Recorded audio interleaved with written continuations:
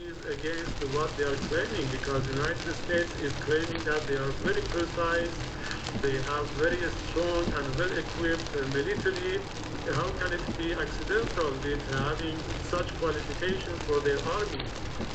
And one last question, Ambassador, if I might, is when you look at the events of the last 2 years, do you think it may have been better for Iran to make more concessions in the talks that were occurring?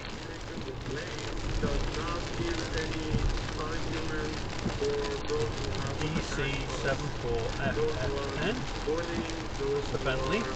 the requesting and demanding DK26 unacceptable OUL. from Iran.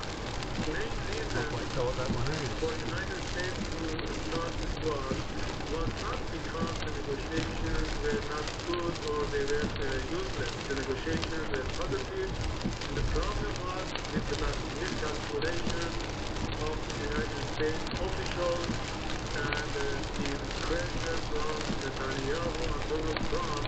They believe that if they are not able to get something through negotiation, they might be able to get it through war.